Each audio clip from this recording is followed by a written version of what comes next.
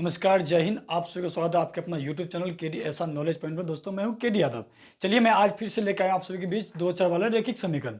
आप जानते हैं, दो चार वाले रैखिक समीकरण में हम सभी लोग पढ़ते हैं ग्राफ, ठीक है ना। और ग्राफ की आपने तीनों स्थिति जाना होगा कि संपाती, प्रतिच्छेदी और समांतर। उसमें आप सभी को बहुत सारी कठिनाई आती होगी कि किस स्थिति में ग्राफ प्रतिच्छेदी होती है, किस स्थिति में ग्राफ समांतर होती है और किस स्थिति में ग्राफ जो है संपाती होती है, ठीक है ना। चलिए, आज पहले हम एक बेसिक सा रूल जान लेते हैं उसका, ठीक है ना। चलिए, हम सबसे रूल जानते हैं। रूल क्या होता है? सबसे पहला कंडीशन है, आप पढ़े होंगे कि जब a1/a2 बराबर नहीं है b1/b2, तो इस स्थिति में ग्राफ की प्रकृति क्या होती है। तो इस स्थिति जब ऐसे होना, जब a1/a2 बराबर नहीं है b1/b2, तो इस स्थिति में ग्राफ की जो प्रकृति होती है क्या होती है? प्रतिच्छेदी होती है। क्या होती है? यानी एक ही बिंदु पे क्या करती हो? प्रतिच्छेद करती है। और आप इससे आगे पढ़ेंगे ना, आप जानते हो, पढ़े होंगे कि एक हल, अद्वितीय और संगत असंगत। इसमें भी आपको बहुत सारा कंफ्यूजन रहा होगा और आज आपका वो कंफ्यूजन दूर हो जाएगा। देखिए, जैसे ही प्रतिच्छेदी होगी ना, तो जानिएगा प्रतिच्छेदी कब होती है। इस ग्राफ की स्थिति ऐसी होगी। देखिए कि कोई एक जगह मिल रही है ना, तो अगर एक जगह मिल रही है, जैसे क्या होगा? केवल एक हल होगा। कितना हल होगा? एक हल होगा, जिसको क्या बोला जाता है? अद्वितीय हल भी बोला जाता है, जिसे अद्वितीय हल भी बोला जाता है। जब इस तरह का हो ना, इस तरह की स्थिति में क्या होता है? वो संगत होता है। देखिए, दो दोस्त है, मिला हुआ है, यानी उसका संगतिया है, तो क्या हो जाएगा? इस स्थिति में ये क्या हो जाता है? संगत हो जाता है। यदि a1/a2 बराबर b1/b2 हो, तो ग्राफ की स्थिति प्रतिच्छेदी होती है, उसका एक हल होने की अद्वितीय होता है और एक ग्राफ क्या होता है? संगत होता है। चलिए, हम दूसरी स्थिति जान लेते हैं। जब a1/a2 बराबर b1/b2 बराबर c1/c2, जब तीनों मेरा बराबर हो, इस स्थिति में जो मेरा ग्राफ होता है वो संपाती होता है। क्या होता है? संपाती होता है। और इसका क्या होता है कि इसका अनेक हल होता है। इसका अनेक हल होगा। अब जानिए हमको याद कैसे करना है कि इसका अनेक हल होगा, ये हम आपको लास्ट में बताएंगे, तो क्लियर में समझ में आ जाएगा। और ये संगत होगा कि असंगत होगा? ये भी क्या होगा? संगत होगा। चलिए, तीसरा कंडीशन मेरा है, जब a1/a2 बराबर b1/b2 बराबर c1/c2 हो, इस स्थिति में बराबर नहीं इक्वल टू नॉट, यानी बराबर नहीं c1/c2 हो, इस स्थिति में जो ग्राफ होता है वो समांतर होता है। ग्राफ कैसा होगा? समांतर होगा। और इसका कोई हल नहीं होगा। इसका कोई हल नहीं होगा। इसका कोई हल नहीं होगा, ठीक है ना। और इसका संगत होगा, असंगत होगा? ये हो जाएगा असंगत। अब हमको याद करना है, इतनी सारी चीजें हम कैसे याद रखेंगे? मेरे माइंड से निकल जाता है। आप थोड़ा ध्यान से सुनिएगा, बिना वीडियो के स्किप किए देखिएगा, ठीक है ना। जैसे देख लीजिए, अभी हमने आपको बताया था कि प्रतिच्छेदी स्थिति में तो इस तरह ग्राफ बनता है, एक ही बिंदु प्रतिच्छेद करेगा। केवल एक ही बिंदु पर प्रतिच्छेद कर रही है, तो इसका केवल एक ही हल होगा। कहीं ना कहीं कोई एक ही वैल्यू है, यानी एक जगह कर रहा है, तो केवल इसका एक ही हल होगा। अब देखिए, संगतिया है तब तो मिल रहा है ना। जब संगतिया है तो मिल रहा है, तो कैसा होगा? ये संगत होगा। अब चलिए हम दूसरा देख लेते हैं। जब तीनों बराबर हो तो क्या होता है? संपाती। आप जानते हैं संपाती कैसा होता है, यानी एक ही रेखा के ऊपर दूसरी रेखा जाएगी। इसका मतलब ये हुआ है कि हर एक जगह वैल्यू होगा, तब तो हर एक जगह मिलता गया है ना, यानी हर एक जगह वैल्यू होगा। इसीलिए क्या हर एक जगह मिलता गया है, इसका मतलब है इसका अनेक हल होगा, यानी एक से अधिक। देखिए, एक जगह मिल रहा था इसीलिए एक हल हो रहा था, यहाँ एक से अधिक जगह मिल रहा है इसीलिए इसका क्या होगा? अनेक हल होगा। और बताइए भैया, आपको हम पहले बताए हैं, जब दोनों मिल रहा हो, दोनों दोस्त है, दोनों संगतिया है, तब तो मिल रहा है ना। तो देखिए, दोनों एक दूसरे से मिल रहा है, इसका मतलब संगतिया है, तो ये भी क्या हो जाएगा? असंगत हो जाएगा। चलिए, तीसरा कंडीशन मेरा कहता है a1/a2 बराबर b1/b2 बराबर नहीं है c1/c2, इस स्थिति में हमारा ग्राफ होता है समांतर। समांतर आप जानते होंगे कि इस तरह का होता है, पैरेलल होता है। अब बताइए एक बार भैया, हो कहता है इसका कोई हल नहीं है, सही नहीं होगा। कहीं मिल ही नहीं रहा है तो हल कहाँ से होगा? होने वाला नहीं है। कहीं मिलवे नहीं करेगा, इसका कोई हल है नहीं करेगा। तो असंगत कैसे हो गया बताइए।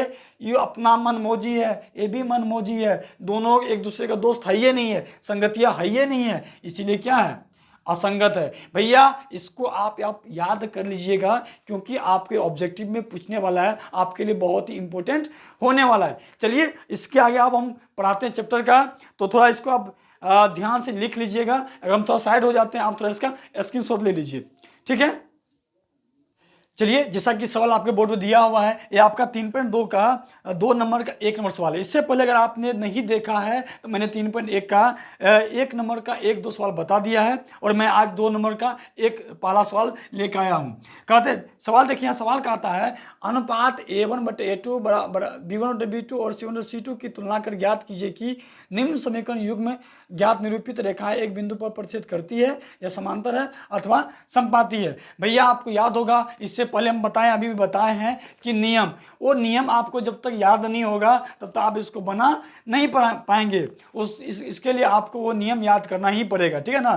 कहते हैं ना, यूं ही नहीं मिलती राही को मंजिल, एक जुनून सा दिल में जगाना पड़ता है।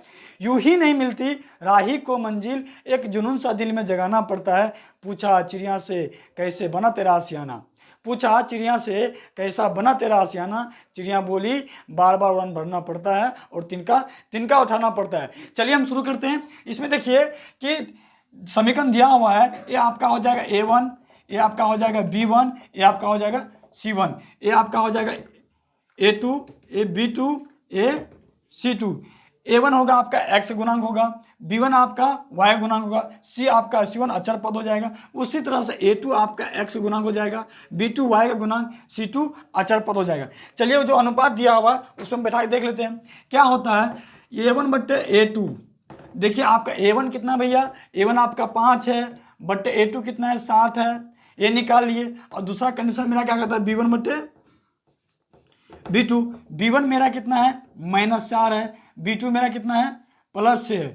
देखिए आपको यही देखने से लगेगा कि मेरा A1/A2 बराबर B1/B2 होता है कि नहीं होता है। इसको आप काटा भी सकते हैं, 2 दूना 4 दूतिया 6, क्या आ रहा है मेरा, देखिए 5/7 और -2/3, यानी कि ये दोनों एक दूसरे का बराबर नहीं है। इसलिए हमको इसको ऐसे लिख सकते हैं, A1/A2 बराबर नहीं है B1/B2, ये एक दूसरे का बराबर नहीं है। तो आपको बताएं हम, जब A1/A2 बराबर नहीं है B1/B2, इस स्थिति में ग्राफ कैसा होता है कि एक ही बिंदु पर प्रतिच्छेद करती है, केवल एक बिंदु पर प्रतिच्छेद करती है, एक बिंदु पर प्रतिच्छेद करती है। उम्मीद है आपके समझ में आया होगा। चलिए हम चलते हैं इसका 2 का दूसरा नंबर सवाल। चलिए हम दूसरा नंबर सवाल देखते हैं।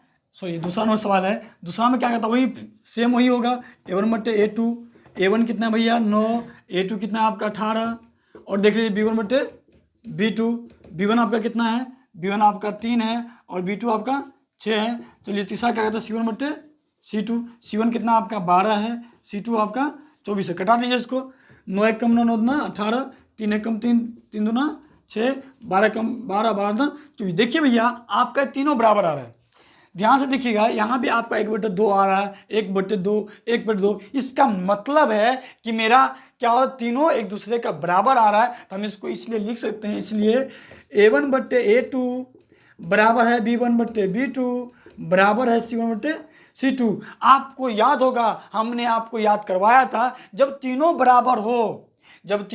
बराबर हो तो ग्राफ की स्थिति कैसी होती है, तो हो जाती है संपाती। कैसी होती है, संपाती। अतः ग्राफ की स्थिति क्या होगी, अतः ये संपाती रेखा होगी। क्या होगी, अतः ये संपाती रेखा होगी। ठीक है, उम्मीद है आपको आसानी से समझ में आ रहा होगा। चलिए हम देखते हैं अब तीसरा नंबर सवाल। चलिए भैया हम तो तीसरा नंबर सवाल देख लेते हैं। क्या है, A1/A2, A1/A2 कितना, A1 कितना भैया मेरा 6 है, A2 मेरा 2 है, B1/B2, B1/B2, B1 मेरा -3 है और B2 मेरा कितना है, कुछ नहीं, तो एक गुणांक में तो -1, यानी y का गुणांक कुछ भी नहीं है, तो एक तो जरूर होगा, तो हो जाएगा C1/C2। C1 कितना है, 10 है, C2 कितना हो जाएगा, 9। देखिए इसको कटा सकते, 2 1 कम 2 2 3 6, माइनस से माइनस काट दीजिए, 3 ये तो रहेगा ही, कोई दिक्कत नहीं है, एक कटने वाला है नहीं। अब देखिए यहाँ पे क्या है, यहाँ पे क्या आ रहा है, 3/1 आ रहा है, यहाँ पे क्या आ रहा है मेरा 3/1 आ रहा है, और यहाँ पे क्या आ रहा है मेरा 10/9 आ रहा है। अब देखिए ये एक दूसरे का बराबर है, परंतु ये इसके बराबर नहीं है। हम लिख सकते हैं, इसलिए क्या हो जाएगा, A1/A2 बराबर है B1/B2 का, और बराबर नहीं है C1/C2 का। आपको हम याद करवाए इस स्थिति में ग्राफ कैसा होता है, ग्राफ कैसा होता है भैया, तो क्या हो जाएगा यहाँ पे, इस स्थिति में ग्राफ हो जाएगा समांतर। क्या होगा, अतः ग्राफ की स्थिति क्या होगी, अतः ग्राफ समांतर होगी। क्या होगी, समांतर होगी। उम्मीद है आपको तीनों सवाल समझ में आया होगा और आसानी से समझ में आया होगा। चलिए मैं इतना ही करके अपनी बातों को खत्म करता हूँ। बाकी जय हिंद।